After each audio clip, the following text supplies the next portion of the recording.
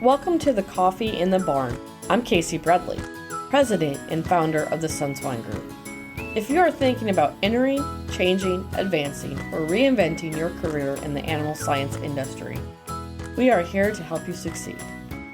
In each episode, we will cover a variety of topics surrounding work, life, and professional development, leveraging my 20-plus years as a global leader within the livestock industry and my ever-growing professional network to interview other leading professionals. We couldn't do this without our sponsors, NutriQuest, IFF, and Continental Search. Reach out to us on our social media platforms or visit thesunswinegroup.com and subscribe now not to miss another episode.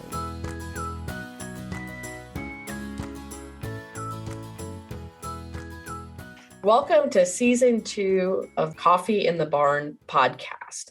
We have a special guest, one of our platinum sponsors with NutriQuest, Dr. Rob Musser. Welcome, Rob. Thanks, Casey.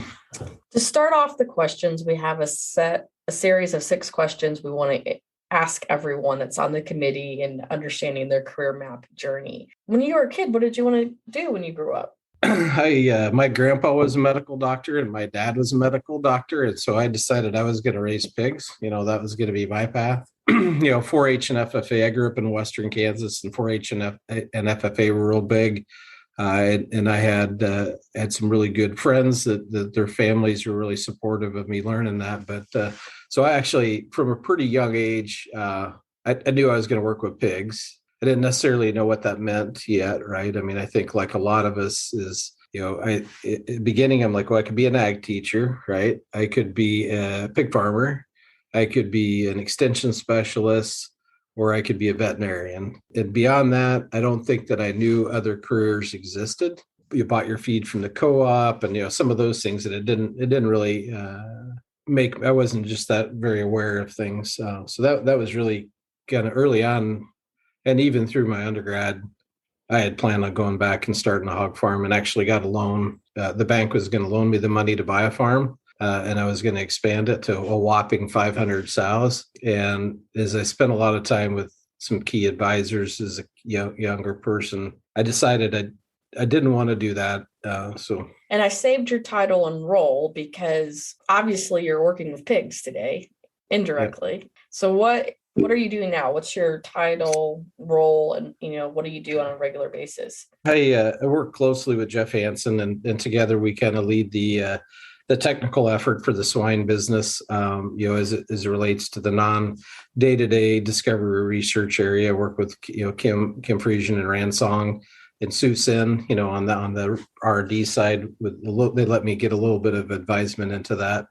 But my day-to-day focus, and then I oversee our commercial activities for North America. So my day-to-day focus is really spent a lot on trying to put together the programs and plans with the rest of the team that work for producers, and spend time, myself and everybody on our team spends time out with producers to understand kind of, are those positioned right? What are the key objections? A lot of those things. So you don't touch a pig on a regular basis, but you influence probably millions of pigs. Yeah, I love getting out in barns. I mean, I also, anymore with some of the restrictions, of movement, like there's, some more times I get in the barns when, I try to convince somebody that we're going to do something, whether and it tends to be bleeding an animal or collecting a sample.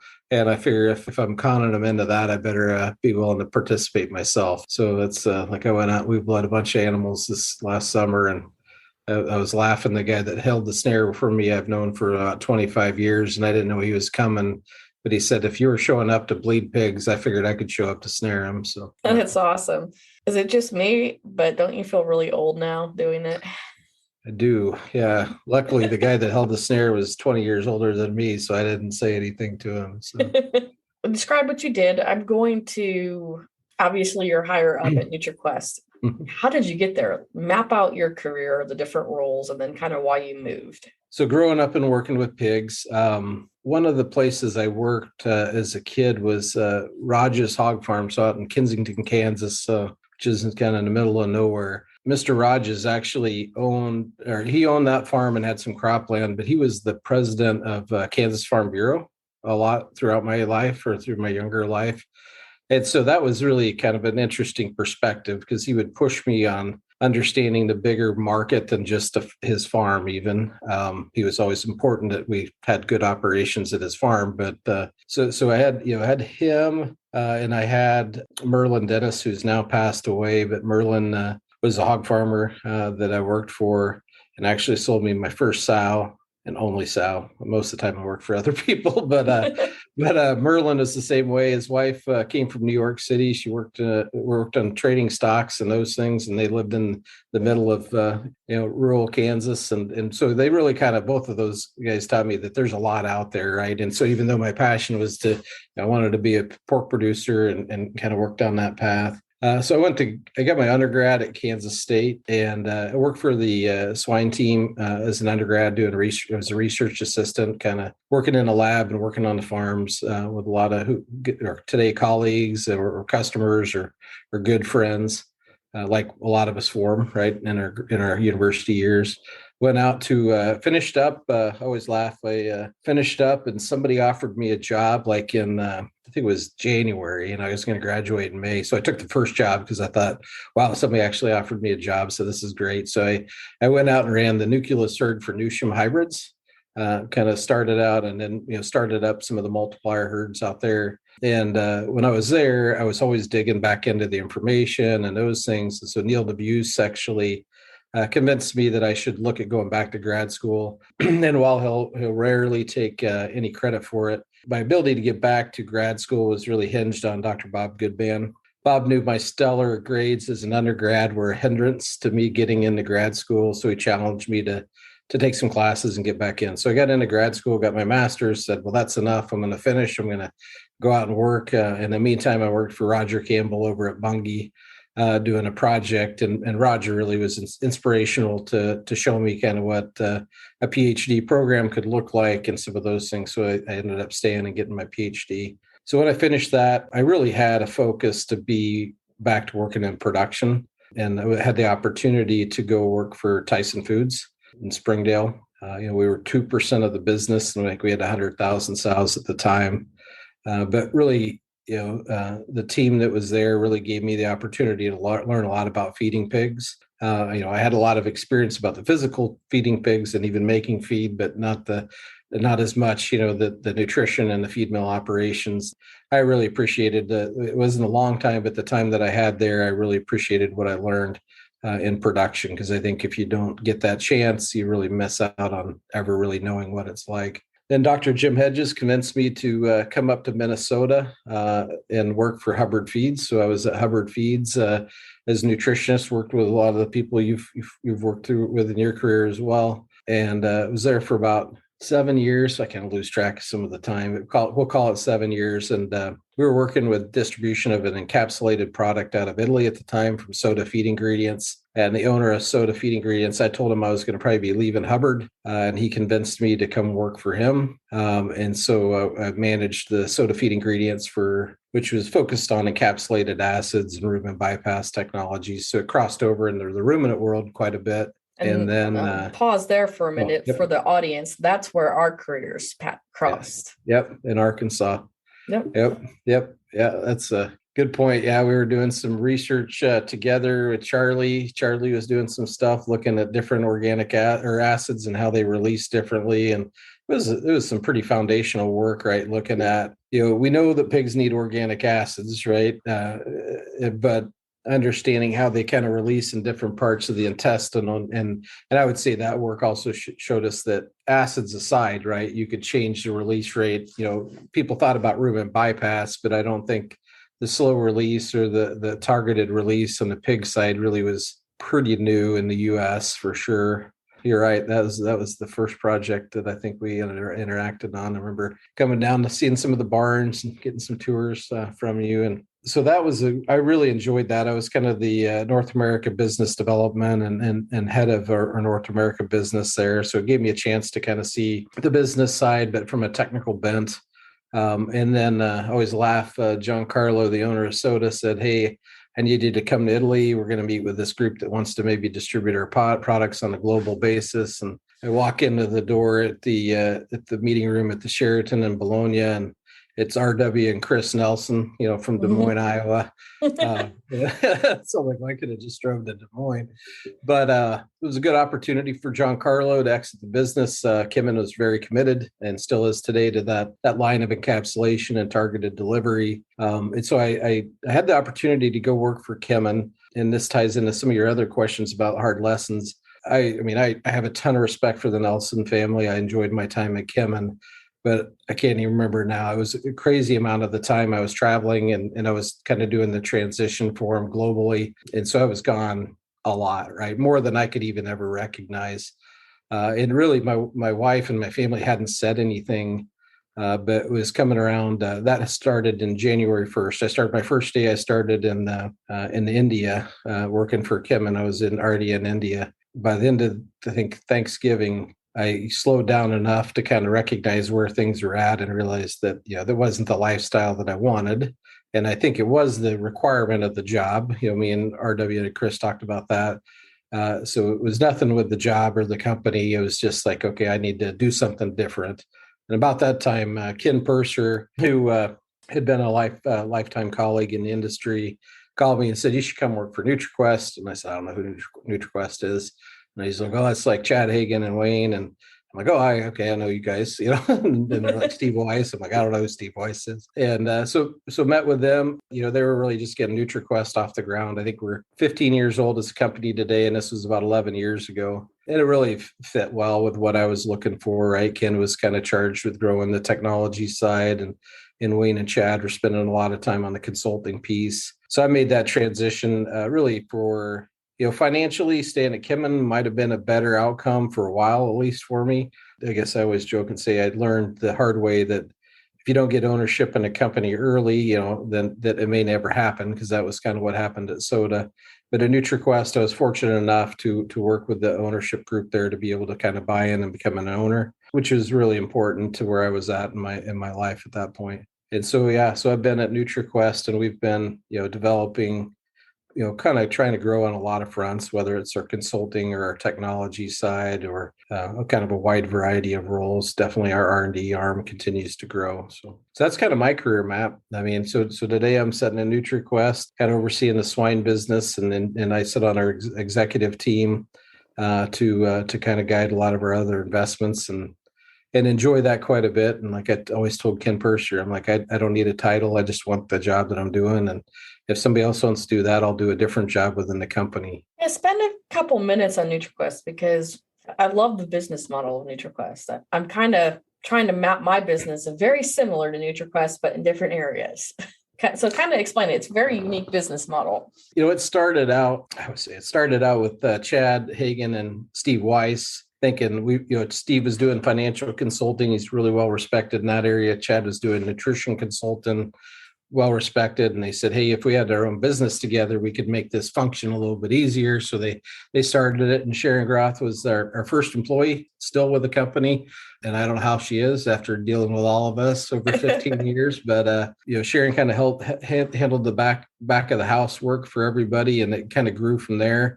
The consulting piece was kind of a big growth area for those that need a lesson in naming businesses. I think our first two businesses officially were VAST, Value Added Science and Technology, and PISS, Progressive Input Solutions. Chad said nobody'd ever forget the name, which is probably pretty accurate. At the beginning, we worked on a lot of commodities. We represented companies that didn't have a sales force. Those were kind of our focuses. And that was really, I'd say over the first 5-6 years, a lot of that was kind of how we ran the business. It's tough, right? As you start out a business, it's difficult, and we grew it. And then over about 10 years ago, I think we really we had some initial technologies that were our own IP, but we really started down a path to develop our own IP, our own patent work, expand out the research footprint. And that's really been accelerated with the hire of Dr. Kim Parisian to kind of oversee our science side of our business. Kim had a lot of strong experiences in that area and added some nice structure. I'm not always a structure fan, but Kim's added the right structure to that process. So I'd say, where we're at today is, NutriQuest has expanded. We have, our consulting business still exists. We have a team of swine nutritionists, a team of poultry nutritionists. We have a team of feed mill consulting nutritionists. We have a large financial consulting business. We don't do much regulatory consulting, but a little bit when needed. And then, our technology side, where we've had good growth with some of the products we've represented. Some have gone away over the years, and then we've really replaced that with NutriQuest IP, and we've expanded. So NutriQuest today is US, Canada, Mexico, Brazil, several LATAM countries, and then growth in Southeast Asia and China as well. Well, awesome. Along the way, either in the business of being an owner in NutriQuest or in your career, besides what you mentioned about travel, what are some hard lessons that you've had to learn in your career, or what did you have to sacrifice or compromise on? I think the hard lessons, so one is everybody's got their skill set. So as I went from an employee to an owner, figuring out how much I owed in taxes and figuring out some of that was a different path, and it caused me some stress a few times, but I've kind of worked through that. It really is resolved. In the past, it was always difficult to kind of figure out how to make a decision with somebody else's money. I took that really serious.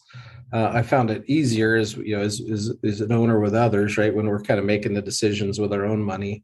I think the other hard lesson, right, is it is your money and you don't want to be wrong with it. And so being more critical of the decisions we make, trying, like, back to this comment of trying to put together processes. Ryan Cooney's really helped us, and Nick Gale's our current CFO, which, if you want to be a CFO for Steve Weiss, it's a tough job. Mm-hmm. But Nick's doing a good job. But I mean, we've had to put a lot of discipline in place.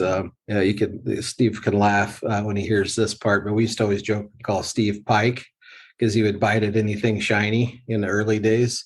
And it is pretty accurate, right? He would admit to that as well. But we all did, right? Because it's like, you hear an interesting idea and you want to run with it, but you can financially and physically, you can only do so many of those. And unfortunately, for scientists, most of those ideas will not pan out, right? I mean, I would say the success rate of technologies that we look at that seem like they're pretty logical and even make it through the first step or two, it's 10% at best. So that hard lesson was just how to, if it's not in your nature to have discipline, how do you add discipline? And that goes into the next question, because that's some good advice. And I'm nodding my head to this if people could see it, but because that's kind of where I'm at, biting on all the shiny things. And now discipline needs to come into my decision making. But if you could go back, would you change anything about your career? I mean, as I look back, the opportunity to go from Tyson Foods to Hubbard was a really good opportunity. Having a little more time in production, I think, would have been beneficial for me. Even though I had some, more time would be there. I don't know if I needed 20 years like Jeff Hansen, but a few more years. I think I was learning a lot every day about production. And I still got that some at Hubbard, but it was indirectly through customers, right? And that's different enough. I probably wouldn't have built the 500. So I'm glad I didn't build the 500 sow farm, right? I mean, I mean, that could have been a very interesting and exciting life. But I've really enjoyed this. There's not many things that I look back on. I don't think there's much value, right, in looking back at what you would do differently either. But that's probably the only one is, gaining that experience, right, thoroughly enough at a company so that you can take along, contribute well to them and take those experiences with you. That's probably the only thing. And my old, colleagues, Tyson's probably like, oh, we're glad you left. I don't know, but. Yeah, that's probably the one that. Well, I heard the job is open again, Rob. So that's possible. Yeah, I think we're settled in here. That goes into really, NutriQuest and yourself has really invested a lot of time in financial resources in the coffee and careers and animal science in this podcast, Coffee in the Barn. And I'm greatly appreciative of that and supporting my mission to mentor and influence younger people in our industry and opening their eyes to opportunities. And the connections I make has been incredible through this. You mentioned a few, but who really mentored and influenced your career?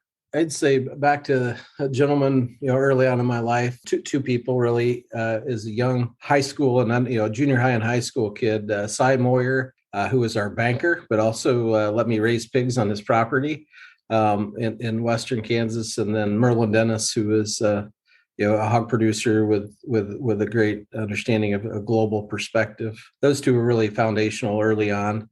I learned later that that Merlin had told Bob Goodman to keep an eye out for me so that I didn't get led astray at K-State.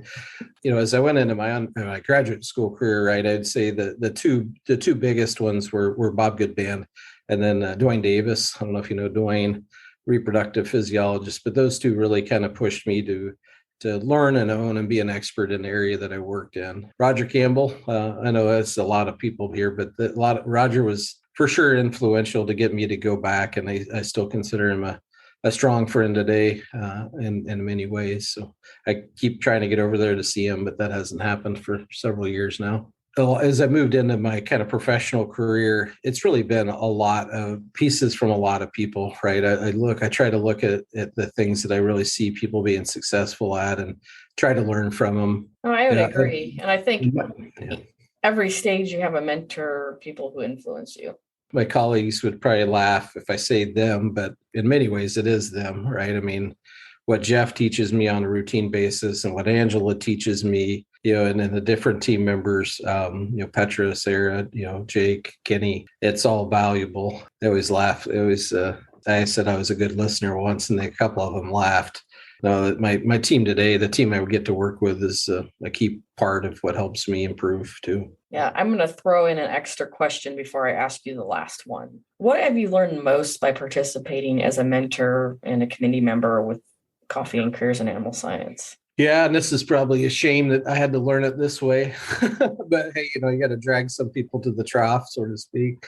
I probably didn't realize that either. It never existed that a lot of the different students, whether they're undergrads or graduate students, they didn't have somebody to show them more about the larger network of the industry, right? Either it wasn't a focus of their major professor or their advisor, or they didn't, they're at a university that didn't have as many swine related ones. And so didn't have those contacts. And so one of the things that I know that I really got out of the Coffee and Careers mentoring piece, right, was learning from them, right? It absolutely kind of scared me, kind of where some of these students have to start out at. And that's given that they've already got this opportunity, right, to learn from it. So that's really been the reason why we're so committed to Coffee and Careers and the mentoring piece is you're reaching students that, just a little bit of advisement can go a long way, and connecting them with other people. The industry, right? Everybody in the industry. So you've done a good job of pulling talent in for presentations and perspectives, as well as your own, right, perspectives and experiences. I mean, those are the things I've really enjoyed, right? It's given me a chance to always step back and think of the people that are finishing now that are going to run our industry in the future. Are they getting enough exposure, understanding of the industry to hopefully choose to stay in our industry, right? Because we need them to stay in our industry. And yeah, that's probably the biggest thing I've got out of is a perspective that I didn't have. I was ignorant to before. It just shows that you can learn continuously. So, amazingly, yeah. Yeah. So the last question I want to wrap up on is, what is one piece of advice that you would give to your younger self if you could? It's a good question. It's hard. It's a hard question. I guess the one that I think I kind of did, but you can always do better, is listen to your customers, listen to your colleagues, right? I mean, there's a lot to be learned out there. When you always joke, when you finish your PhD, you're the smartest person in that area of research, at least for a week or two, right? And everybody has those skills within different segments. So I think listening more is probably a key part. Awesome. Well, we appreciate your time, but one last thing. If a student or a young professional wanted to reach out to you, how would they do that?